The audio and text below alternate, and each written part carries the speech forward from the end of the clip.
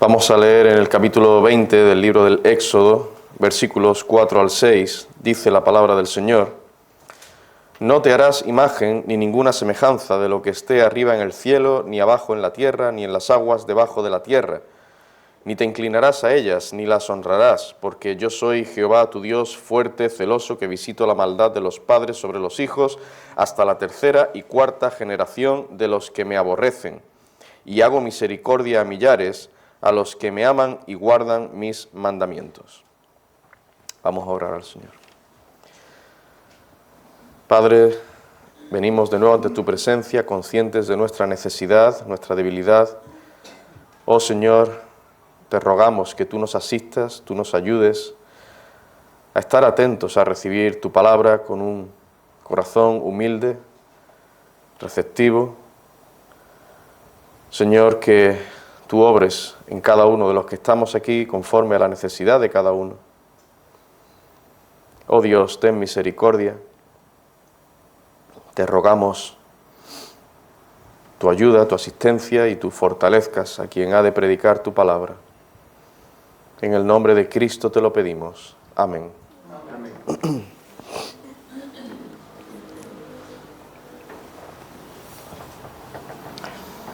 En el sermón anterior, dentro de esta serie sobre la ley de Dios, empezamos a considerar el segundo mandamiento, el cual lo tenemos en el texto que hemos leído, Éxodo 20, versículos 4 al 6. En este sermón vamos a continuar viendo este mandamiento y lo que voy a hacer es presentar el aspecto positivo del mandamiento. Es decir, qué es lo que nos dice este mandamiento que tenemos que hacer. Vimos el aspecto negativo, lo que no se debe hacer. El aspecto positivo es lo que vamos a considerar ahora. ¿Qué es lo que debemos hacer? Bien, Dios nos demanda, y aquí lo que tenemos que hacer, Dios nos demanda, con este mandamiento, adorarle tal y como Él quiere que le adoremos.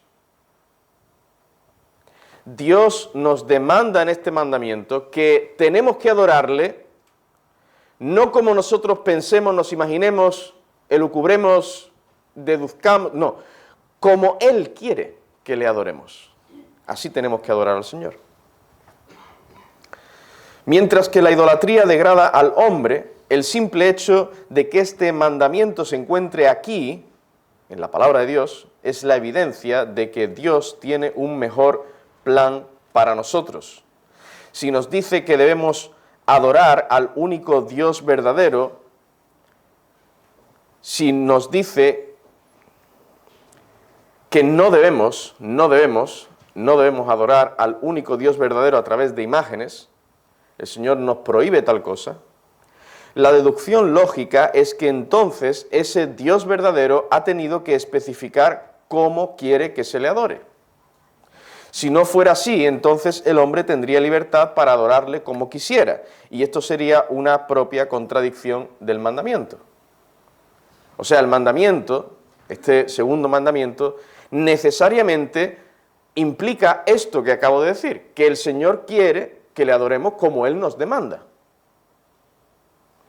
Si vemos que está puesto aquí en forma negativa, no te harás imágenes, no te inclinarás a ella y demás.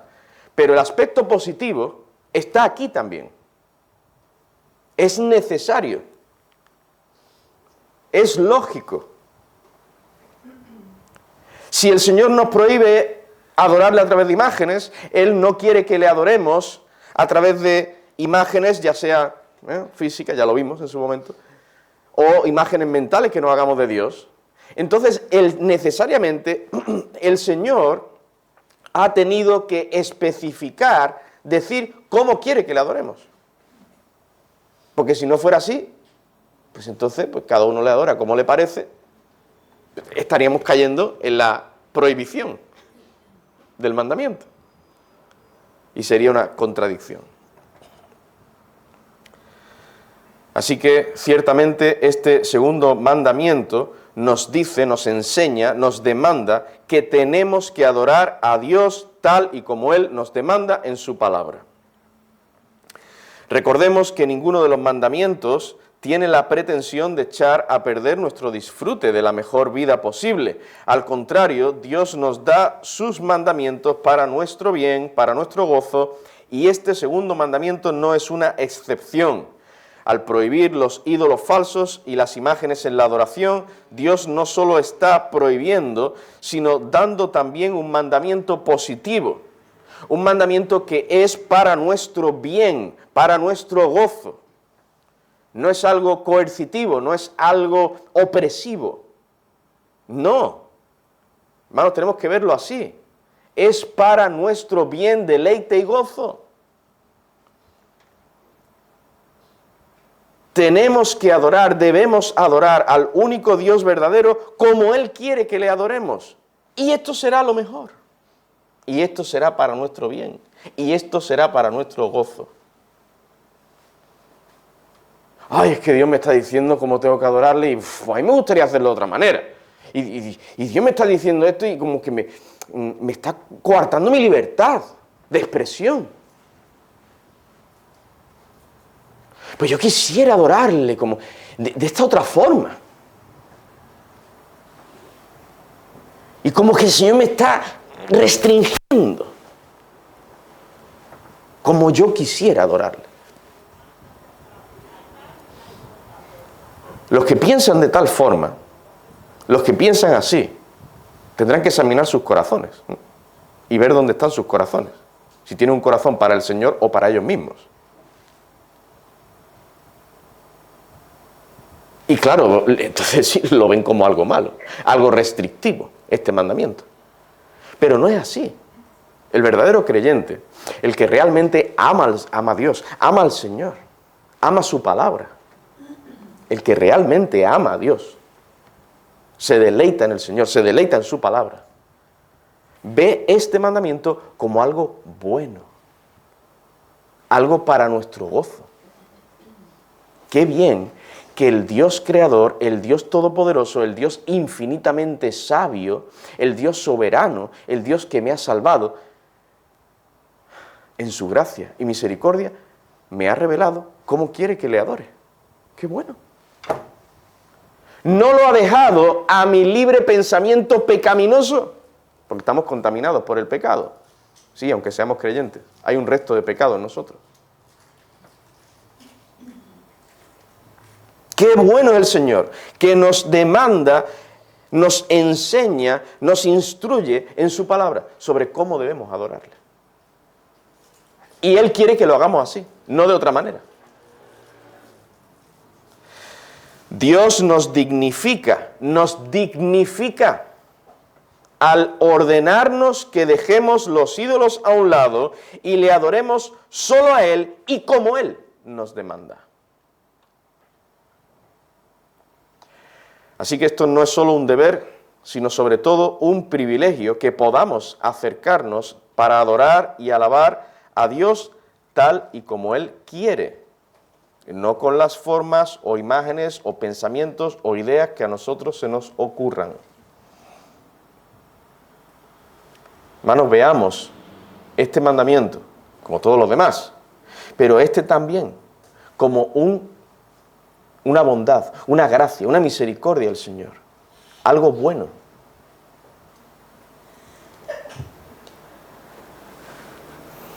Algo para nuestro gozo y deleite.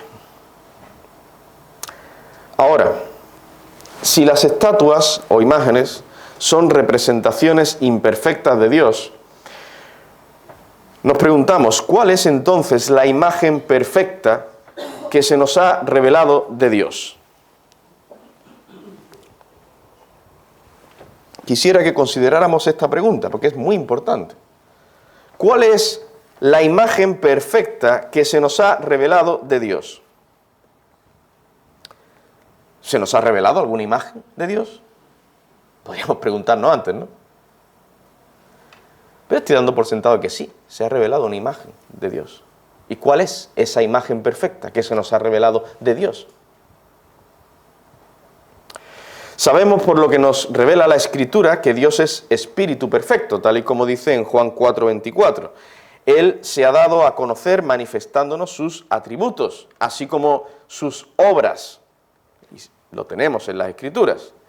Pero hay algo más que nos enseña la palabra en cuanto a Dios, pues existe una imagen perfecta y verdadera que Él nos ha revelado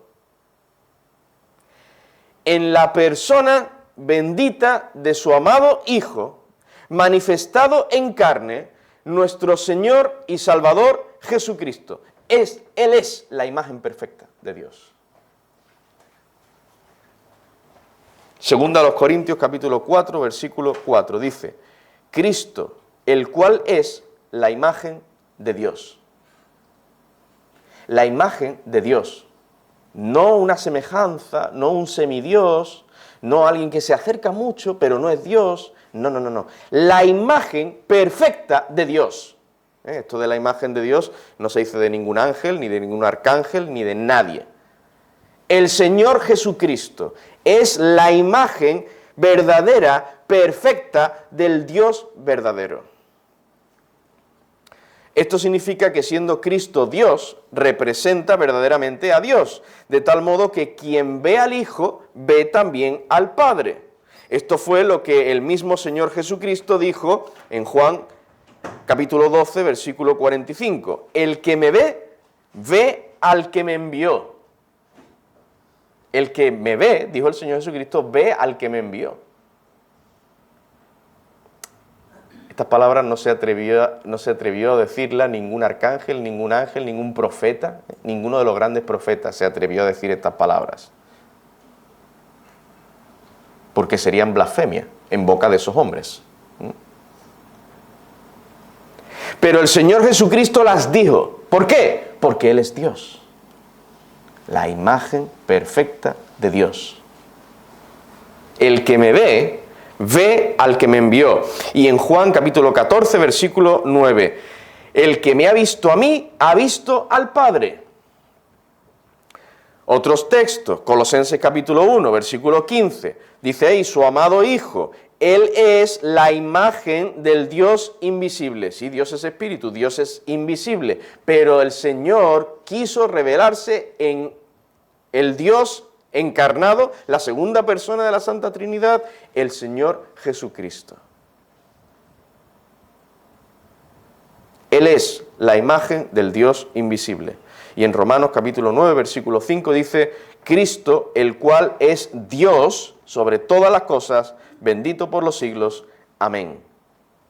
El Señor Jesucristo, como imagen perfecta del Dios invisible, es el único ser que puede reflejar, mostrar, manifestar en su plenitud quién y cómo es Dios. Juan 1:18, a Dios nadie le vio jamás. El unigénito Hijo que está en el seno del Padre, Él le ha dado a conocer. El Señor Jesucristo ha dado a conocer al Padre. El Hijo, dice en Hebreos capítulo 1, versículo 3, el Hijo, el cual siendo el resplandor de su gloria y la imagen misma de su sustancia, uno en ser y en esencia con el Padre y con el Espíritu Santo. Personas distintas, sí, pero un solo Dios, uno en esencia, en sustancia, en ser. Primera Timoteo capítulo 1, versículo 17, por tanto al Rey de los siglos, inmortal, invisible, al único y sabio Dios, sea honor y gloria por los siglos de los siglos. Amén. Y en esta misma epístola, más adelante, dice en capítulo 3, versículo 16, e indiscutiblemente grande es el misterio de la piedad. Dios fue manifestado en carne. Esto es lo que hay en muchos textos antiguos, muchas copias del Nuevo Testamento. Pues hay otras versiones que han pretendido traducirlo de otra manera, por otras copias, pero hay otras copias donde viene tal texto. No es el que fue manifestado en carne, no. Dios fue manifestado en carne. Y por cierto, concuerda con la enseñanza del apóstol Pablo, no solo en la epístola de Timoteo, sino en sus otras epístolas. El que fue manifestado en carne, el que fue. ¿Quién fue? No es Dios. Manifestación en carne, alguien que no era carne, pero existía desde antes, pero ahora es manifestado en carne. No, esto no se refiere a un ángel, se refiere a Dios. Así que esta traducción, esta versión es la bíblica.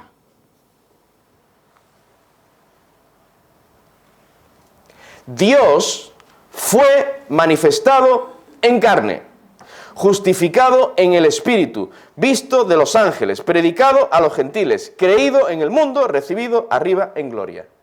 Dios fue manifestado en carne. ¿Quién es esta persona? El Hijo, el Señor Jesucristo.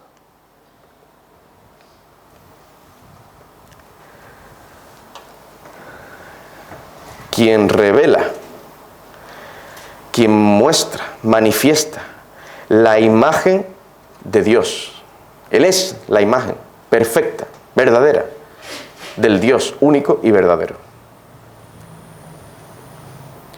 El aspecto positivo del segundo mandamiento demanda de cada uno de nosotros que adoremos al Dios único y verdadero. ¿Y cómo podemos adorar al único Dios vivo y verdadero? Pues, muy importante, fijándonos, mirando quién es esa imagen verdadera del Señor.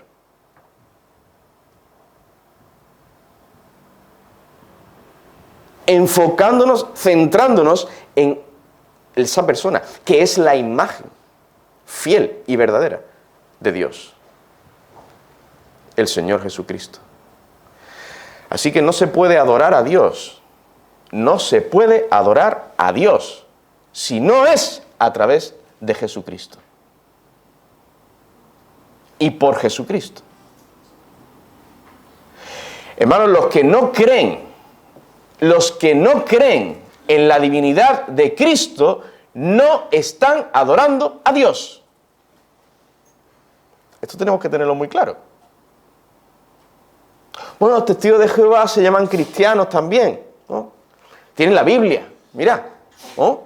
Testigos de Jehová tienen la Biblia. Claro, tienen su traducción de la Biblia, pero bueno.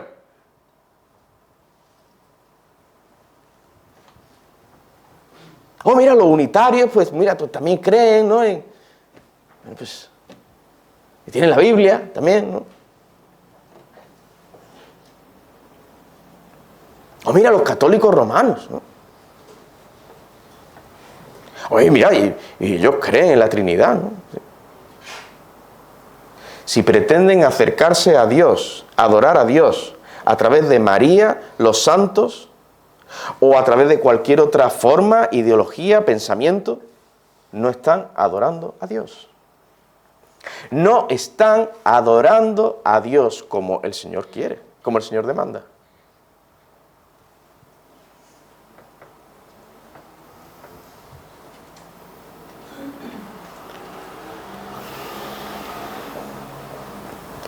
Este mandamiento nos enseña que no podemos acercarnos a la presencia del Señor como nos parezca. Tenemos que adorarle tal y como Él quiere.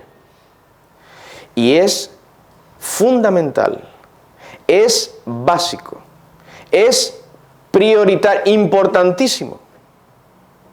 Es necesario que esa adoración sea a través del Señor Jesucristo. Mirando a quien es la imagen perfecta y verdadera de Dios, Cristo.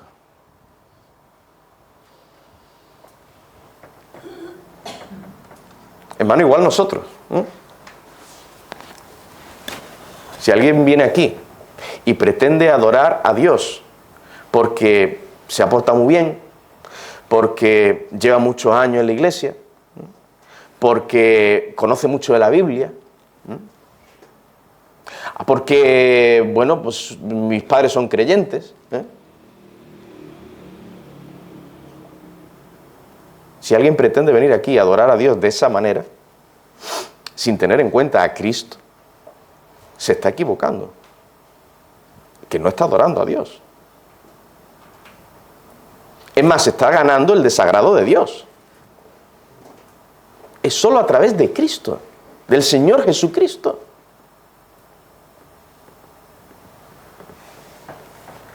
¿Por quién es Él y por la obra que Él hizo? Claro, por su sacrificio en la cruz. Es que podemos acercarnos al Señor. Claro, tenemos que confiar en Él, creer en el Señor Jesucristo, de todo corazón. Y venir a la presencia de Dios. Señor, ten misericordia de mí, perdona mis pecados, ayúdame a adorarte, mírame a través de Cristo, de tu amado Hijo. Atiende mis súplicas, lleva mi corazón, mi mente, a tu presencia, en el nombre de Jesucristo. Por quién es Él y por lo que Él hizo. ¿Oras tú así al Señor antes de venir a adorarle?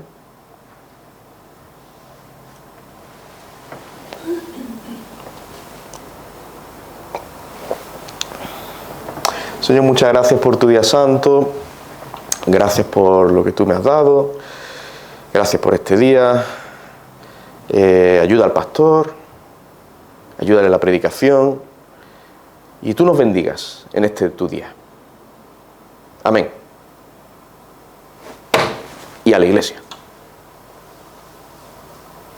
Hermano,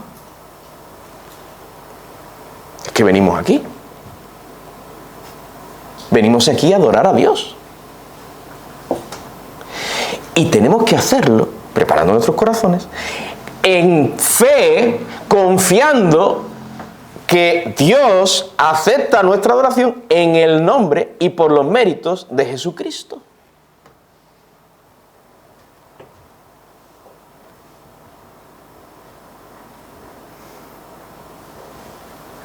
Señor, ten misericordia de mí.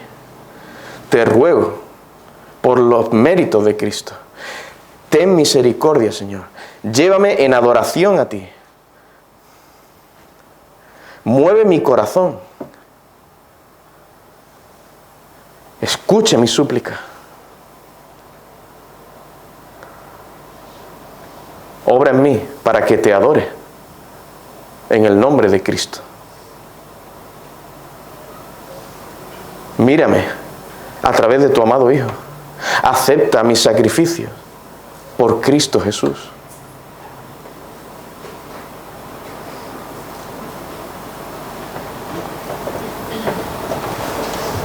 Así tenemos que venir delante de la presencia de Dios en su día santo para adorarle.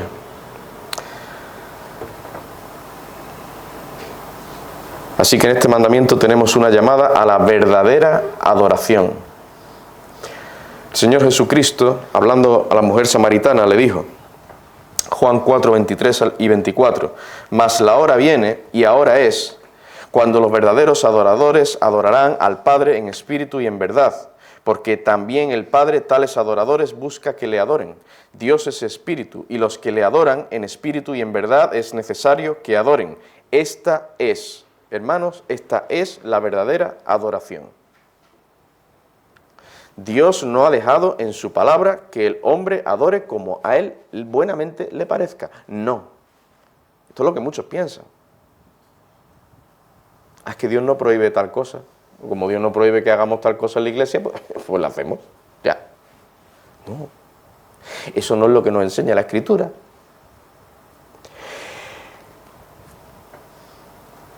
Adorarán al Padre en espíritu y en verdad, porque el Padre tales adoradores busca que le adoren. Dios es espíritu y los que le adoran en espíritu y en verdad es necesario que adoren. No dice es conveniente, no dice es aconsejable, no, es necesario, tiene que ser así, no puede ser de otra manera. Ahora, ¿qué es la adoración en espíritu? Esta es una adoración espiritual que tiene lugar en la parte más íntima de nuestra alma, que está fundamentada en una comunión viva con Dios, en la que participa todo el corazón, la mente, los afectos y la voluntad. No solo la mente, No es solo la voluntad o no es solo los afectos, no, todo nuestro corazón. Las palabras usadas en el hebreo y griego para adorar hacen referencia a postrarse. Así que la adoración incluye el concepto de servicio en el que se ofrece culto a Dios, donde se manifiesta temor reverente y respetuosa adoración con un corazón contrito y humillado, a la vez que gozoso por la misericordia y la bondad del Señor, un corazón dispuesto a escuchar su palabra, a someterse a ella y a obedecerla. Esta es la verdadera adoración en espíritu.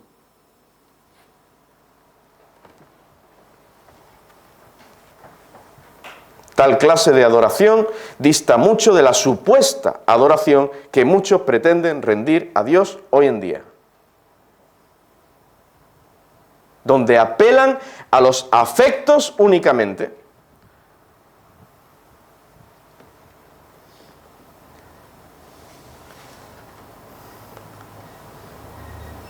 Donde se apela a los sentimientos, a las emociones, y no a todo el corazón. Y ya no digamos los sitios donde la reverencia y el respeto en la adoración se ha perdido completamente.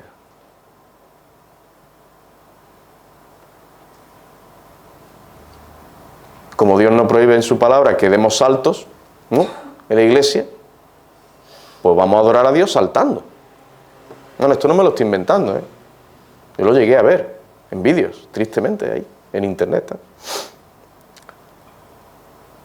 Y pretenden adorar a Dios saltando, gritando, en fin, haciendo otra cosa.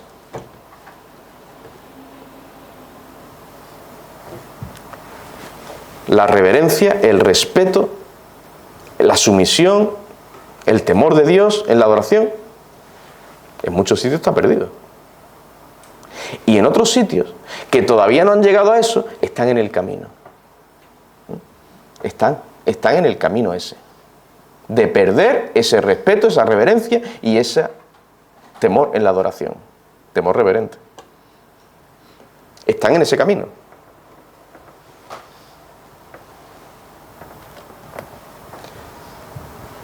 No sé si nosotros lo veremos, pero vamos a esperar un par de generaciones, ¿eh? Iglesias llamadas reformadas hoy en día, iglesias evangélicas, medianamente conservadoras hoy en día, vamos a ver dónde están dentro de 30, 40 años.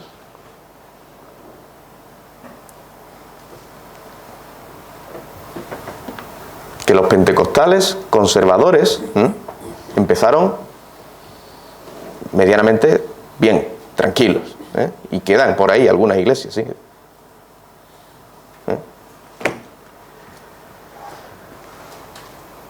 Pero ¿dónde están hoy en día la inmensa mayoría de los pentecostales?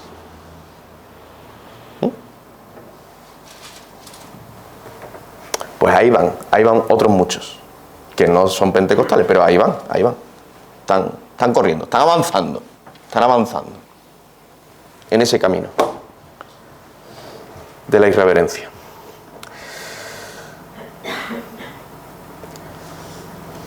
Pues bien, una persona que no ha sido regenerada por el Espíritu Santo no tiene el Espíritu de Dios y por tanto no puede adorar a Dios en espíritu.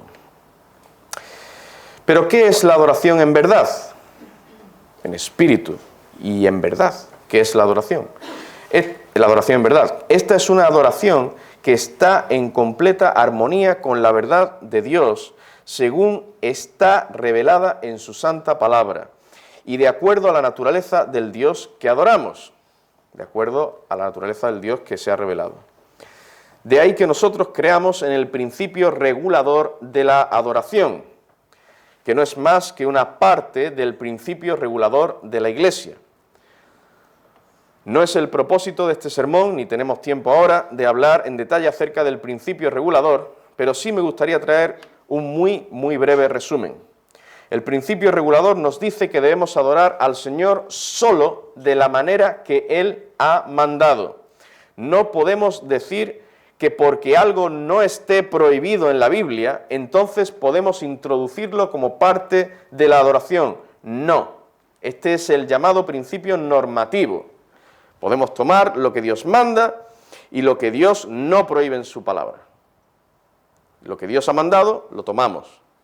Y lo que Dios no ha prohibido, también lo tomamos para la adoración. Este es el principio normativo. Esto es lo que dice el principio normativo, pero esto no es lo que nos enseña la Biblia. Lo que nos enseña la palabra de Dios es que solo podemos tomar lo que Dios manda para adorarle. Solo lo que Dios ha mandado. Y esto lo he puesto de forma muy resumida. Pero vamos a ver un texto, quizá el más significativo, que nos enseña tal cosa. Levítico capítulo 10, versículo 1 al 3. Dice: Nadab y Abiú, hijos de Aarón, tomaron cada uno su incensario y pusieron en ellos fuego, sobre el cual pusieron incienso, y ofrecieron delante de Jehová fuego extraño que él nunca les mandó. Y salió fuego de delante de Jehová, y los quemó, y murieron delante de Jehová. Entonces dijo Moisés a Aarón: esto es lo que habló Jehová diciendo: en los que a mí se acercan me santificaré, y en presencia de todo el pueblo seré glorificado. Y Aarón cayó.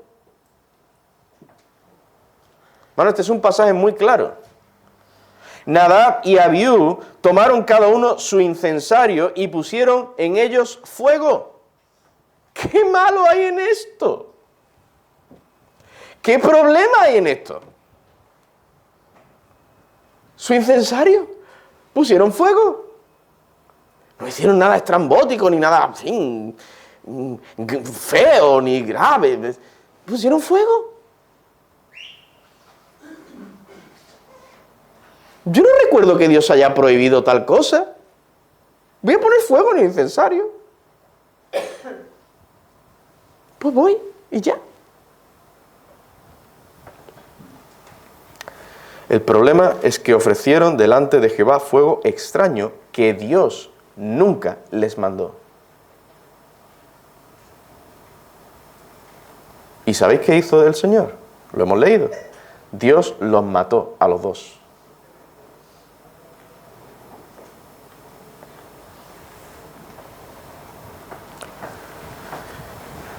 Y también tenemos todos los pasajes donde el Señor le detalla a Moisés cómo los sacerdotes debían acercarse ante la presencia de Dios, que no los voy a leer, que ya hemos leído algo, ¿no?, en las lecturas sistemáticas que tenemos. Y ahí vimos cómo el Señor manda y detalla a Moisés cómo los sacerdotes tenían que acercarse a la presencia de Dios. Tenían que hacerlo con las vestiduras detalladas por Dios y de la forma que Dios había mandado.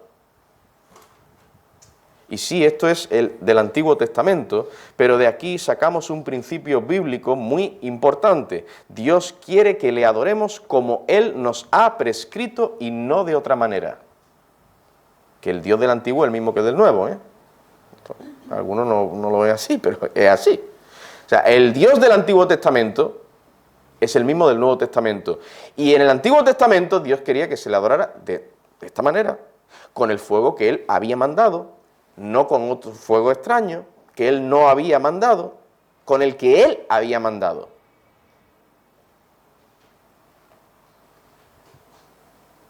Así quiere Dios que le adoremos hoy en día,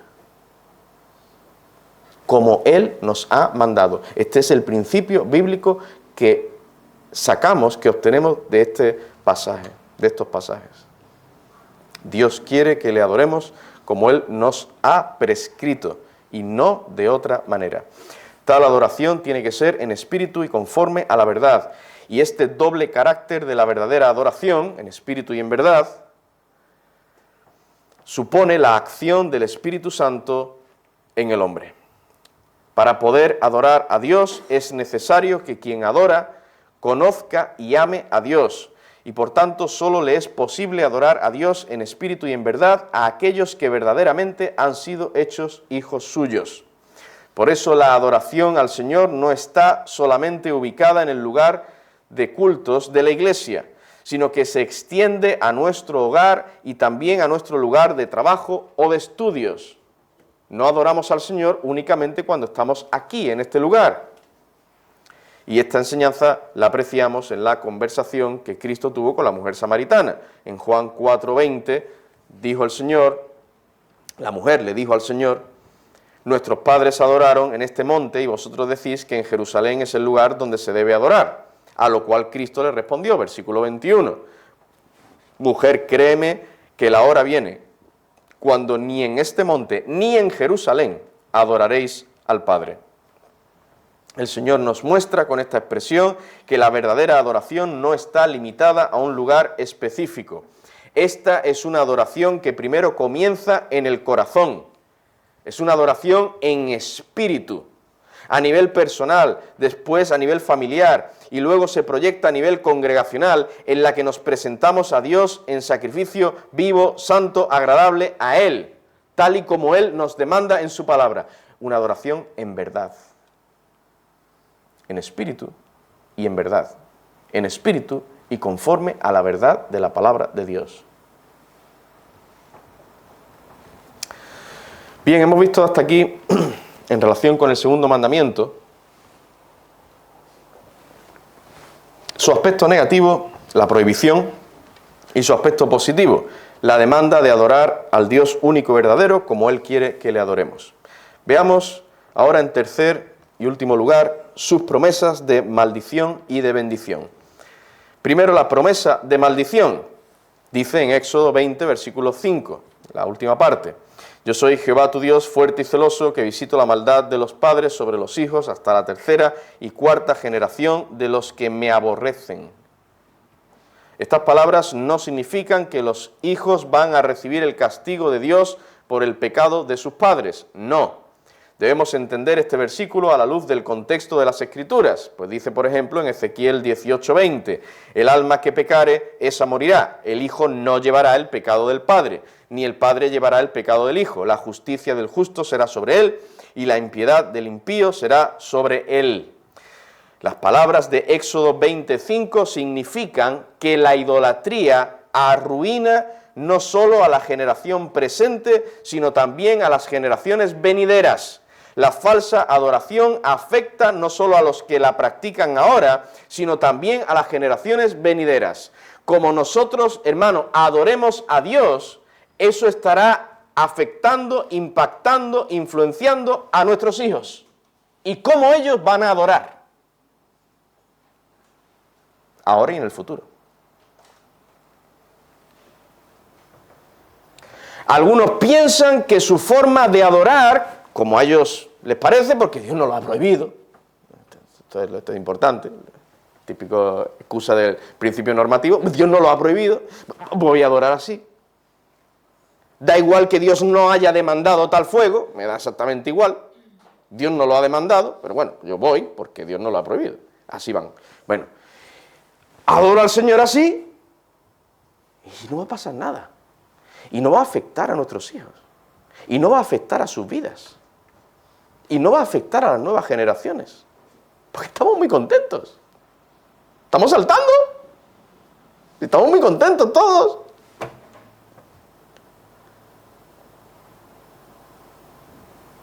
Eso tiene y tendrá una repercusión no solo a nivel congregacional, a nivel de la iglesia, sino en las vidas de esas personas y de las nuevas generaciones.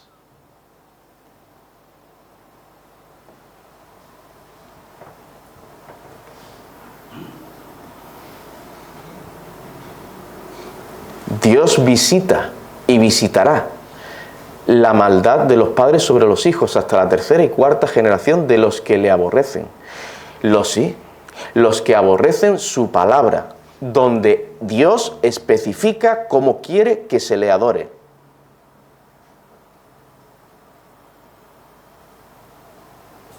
Pastor, pero esas personas, yo no creo que aborrezcan a Dios, así, pues, yo no creo que En fin.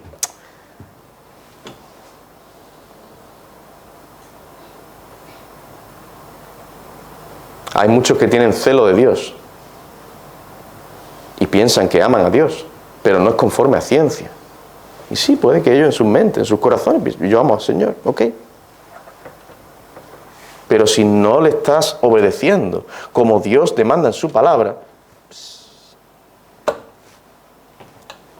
vendrá el castigo del Señor. Sobre ti o sobre tus hijos o sobre los hijos de tus hijos. ¿Por qué? Porque tus hijos seguirán tu ejemplo.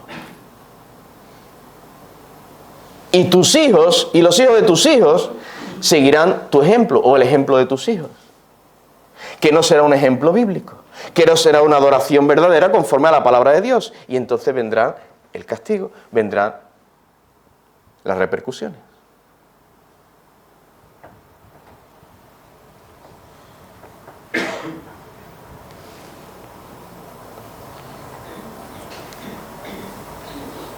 Eso es lo que dice este versículo de Éxodo 25. En segundo lugar, también tenemos la promesa de bendición.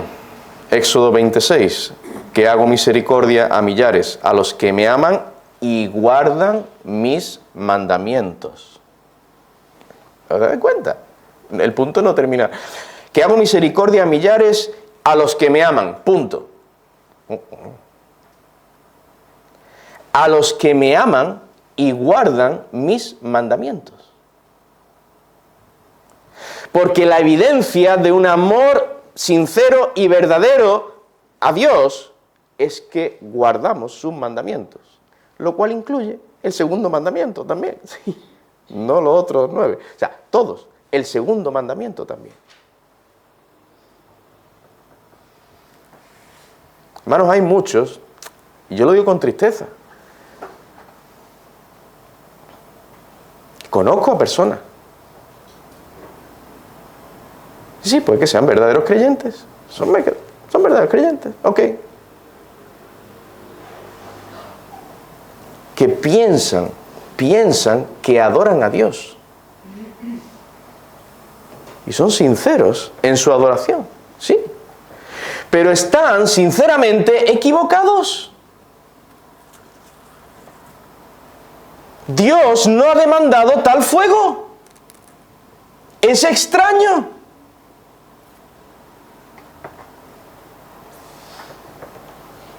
Están sinceramente equivocados. Y si son verdaderos hijos de Dios, recibirán sincera y verdaderamente la reprensión del Señor y las consecuencias de su desvío. En ellos y en sus hijos, si sus hijos siguen su ejemplo.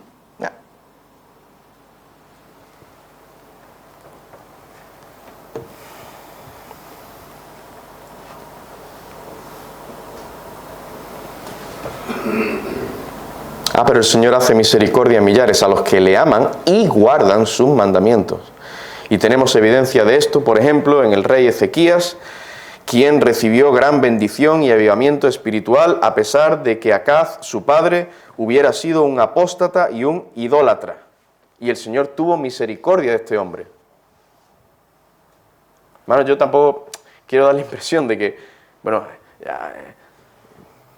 perdemos toda esperanza de que la iglesia del Señor pues siga o se mantenga fiel a la verdad y firme en la adoración al Señor, la adoración verdadera a Dios.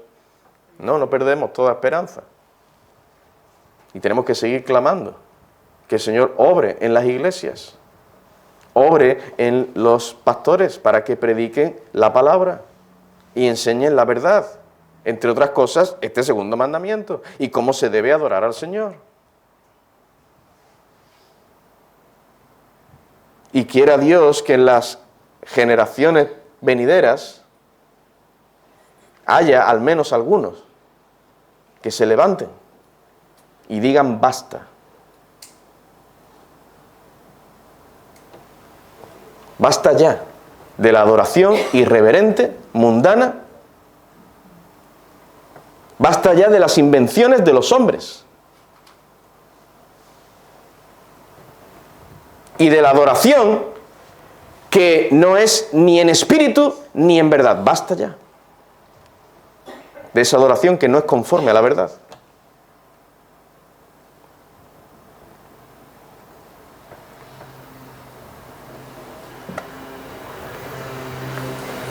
Y si se van los jóvenes de la iglesia, pues, ¿qué le vamos a hacer? Pero hermanos, ¿qué hacemos? ¿Obedecemos a Dios o no? Pues no queremos que se vayan los jóvenes, no queremos que se vaya nadie de la iglesia, claro. Pero tenemos que obedecer al Señor y tenemos que ser fieles a Él. Ah, ¿no queremos ofender a nadie? Claro que no. Yo no quiero ofender a nadie. Ni ninguno de nosotros aquí, ¿verdad? Pero hermanos, tendremos que ser claros. Por amor a las almas perdidas, por amor a hermanos nuestros.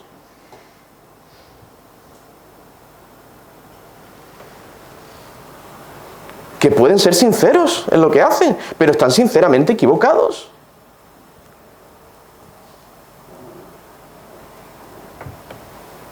Y están enseñando a las nuevas generaciones una adoración que no es bíblica.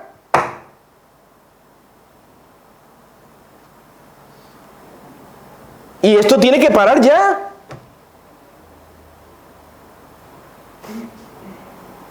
Y esto no significa que no podamos hablar con otros hermanos y que sean hermanos de la fe y los amemos mucho. Los amamos, claro que sí. Si lo estoy diciendo precisamente por amor.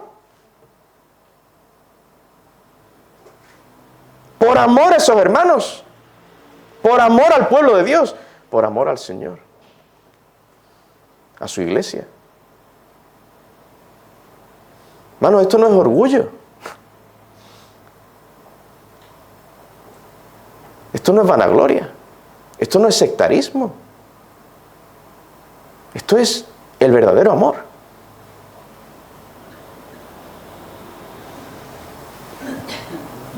Lo que Dios nos demanda en su palabra, eso es lo que nosotros tenemos que proclamar y hacer.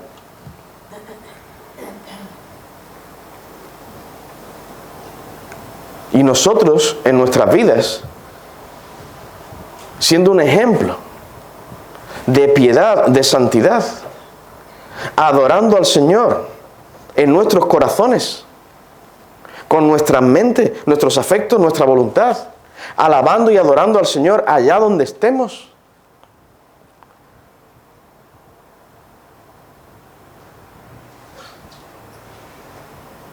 Porque si no lo hacemos así en nuestros trabajos o en nuestras casas, estaremos siendo unos hipócritas.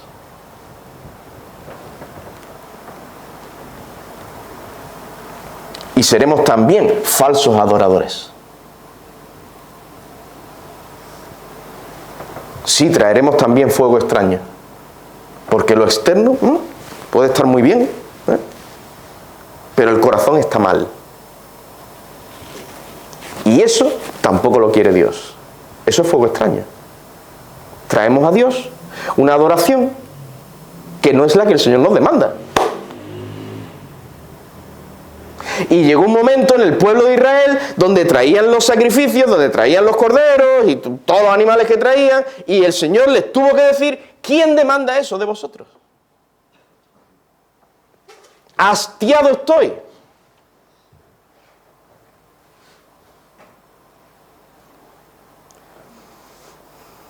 Que el Señor no llegue a decir eso de nosotros, hermanos. Que el Señor no llegue a decir: hastiado estoy de vuestras corbatas y de vuestros himnos y de vuestra reverencia y de vuestro silencio y de vuestro respeto y de vuestra... Que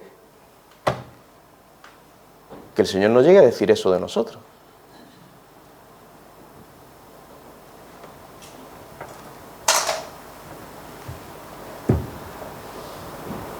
Este segundo mandamiento demanda una adoración en espíritu,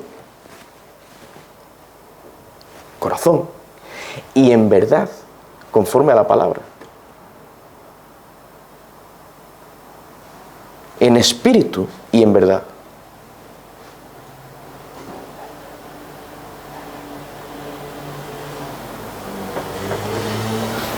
Vamos a orar al Señor.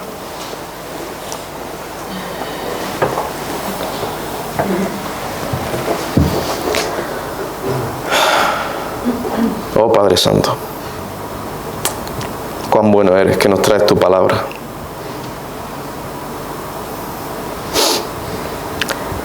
Señor, al exponernos a ella, vemos nuestro pecado. Señor, cuánto pecado hay en nosotros, más del que nos imaginamos. Perdona, oh Señor, nuestra hipocresía muchas veces. Perdona, oh Dios, cuando hemos traído fuego extraño. No te hemos adorado como tú nos demandas, en espíritu y en verdad.